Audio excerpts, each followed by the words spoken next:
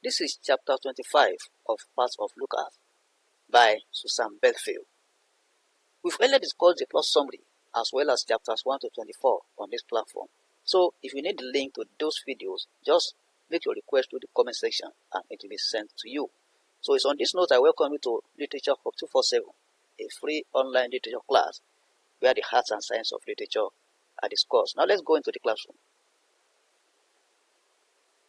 In chapter 24, that's the previous chapter, we read about the death of Isabel's sister, France, who died of heart attack.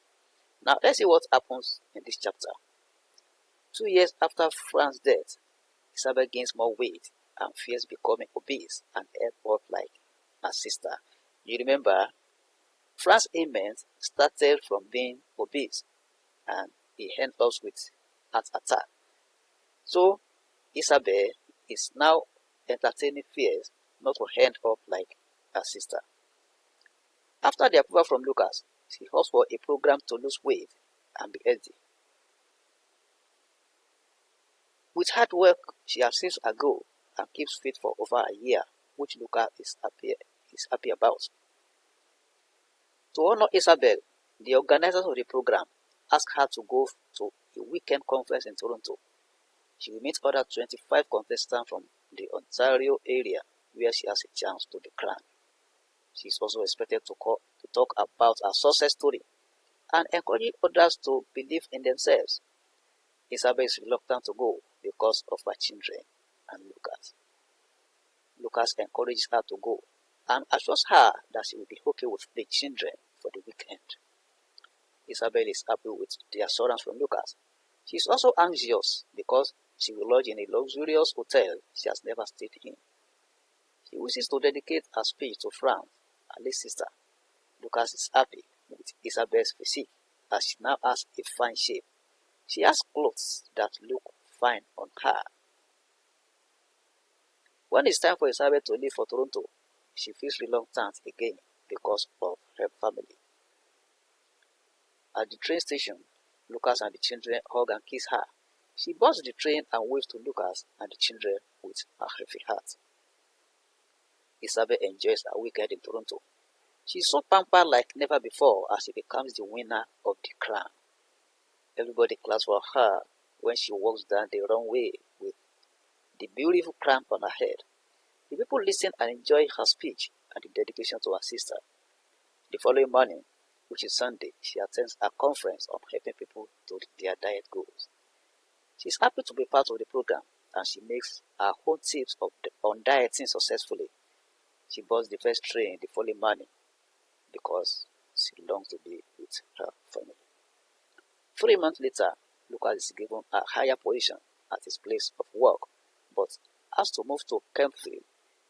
He will be in charge of different crews and direct them. Lucas likes the offer, but the fact that he will not be at home during the week is an obstacle. The company gives him a week to give them his response. He tells them to give him some days before he feeds them back. While driving home that day, Lucas decides to take the offer as it is a higher position. He only feels about leaving his family during the week. He also thinks about Isabel, but believes she will understand. That night, Lucas discusses it with Isabel and she encourages him to follow his mind and take the offer. Lucas is happy about this and informs his boss that he will take the offer. The following week, he moves to Kempfield. He comes home every weekend to attend to his family. He takes Isabel out on Saturday night and Sunday morning for the family, including his parents. He takes his children and Isabel for a ride in the afternoons and goes to restaurants for supper. Lucas leaves for his place of work early Monday morning. Lucas takes his children to his place of work one weekend and shows them his apartment in Kempfield. He then takes them to a barbecue restaurant and asks the children to order anything on the menu. The children enjoy the trip and sleep off when they are coming back. As Lucas is working hard in Kempfield to make ends meet, Isabel still refers to the thought of her childhood experience. She also thinks about the death of France. So, before the end of Lucas' first year in Kempfield, Isabel is gaining weight again. She has her emotions pain. She hides her emotional pains from Lucas, even when he asks her if anything is wrong. Lucy walks into Isabel's room one day and sees her crying. She asks her what the matter is, and Isabel says all is well. Lucy sees her mom hiding something under the pillow. It is the picture of France, her late sister she's hiding. Lucy pretends as if she sees nothing. She just hugs her mom and comforts her that Lucas will come soon.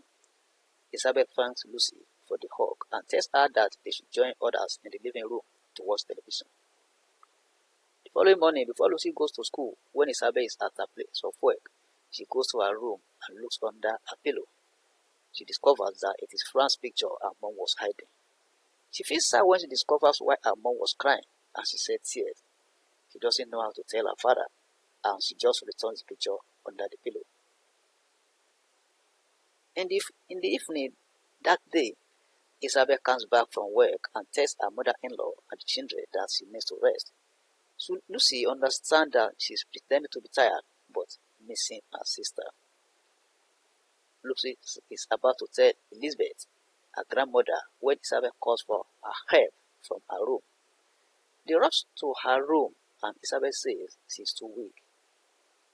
Elizabeth sits beside Isabel and asks her if she should call the ambulance. She then says that she is going into unconsciousness. Elizabeth shouts her name and shakes her gently. She rushes to the living room to call the ambulance. The ambulance arrives and the paramedics observe Isabel and conclude that they have to rush her to the hospital. That is Glencree Memorial Hospital.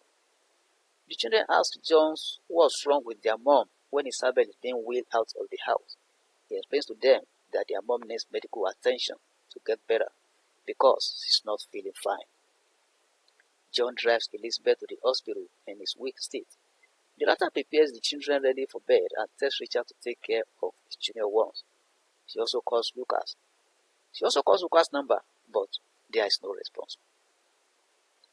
When they reach the hospital, Elizabeth leaves John in the car with his portable oxygen tank and rushes to the emergency section. The head nurse attends to her and gives her information about Isabel, including her room number. She says she has been rushed to the emergency room and that she's going to be admitted. Elizabeth then introduces herself to the head nurse and says she's the next of kin in the absence of Lucas, her son. The head nurse tells her that she will need to sign some forms and meet her in room 38. After she signs the forms, she goes to room 38 and waits for information about Isabel.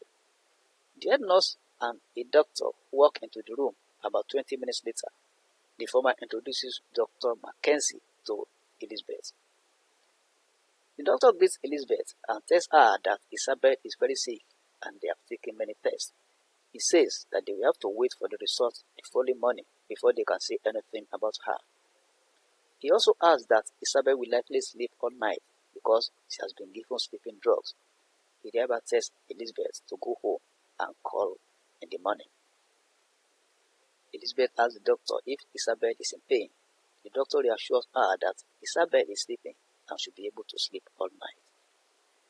In response to Elizabeth's question, the head nurse responds that she can see Isabel in her room when she returns to the room shortly. A few minutes later, the nurses wheel Isabel in a gurney and she's lifted onto the hospital bed. Elizabeth worries about Isabel's condition and thinks about how she will tell Lucas about it.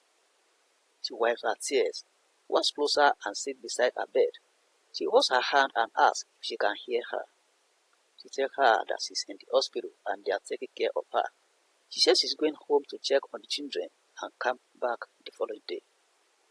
Elizabeth stands up and tells the nurses to call her in case of an emergency. She joins John in the parking lot and meets him stronger than she left him. When they arrive home, Elizabeth helps John into the house and appreciates him for driving her to the hospital. She settles down John in the room and checks on the children in their room. She then goes to the living room to call Lucas. Elizabeth explains what happens to him and he says he's going to the hospital immediately. Elizabeth tells him that there's nothing he can do because Elizabeth will sleep all night That's a mistake there. There's nothing you can do because Isabel, that's supposed to be Isabel. I'm sorry about that. Isabel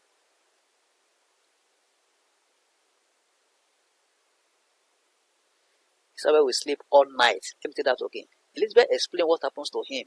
That is, explain what happens to Lucas. And he says he's going to the hospital immediately. Elizabeth tells him there's nothing he can do because Isabel will sleep all night because she has been sedated heavily. That is, she has been given sleeping drug. Lucas insists that she wants to see his wife when she wakes up in the morning. He then rushes to the hospital from Kentfield. That is chapter 25 of part of Lucas. So as I told you, we've discussed the plot summary and chapters 1 to 24, and this is chapter 25. So if you are just joining us, try and click on the subscribe button and the bell icon so that you'll be part of this class. And whenever any video is produced, you are going to be notified. Like this video, you are free to share it on any social media platform. If you have any question or comment, send it to the comment section and it will be attended to. Thank you and God bless. Let's meet in the next chapter.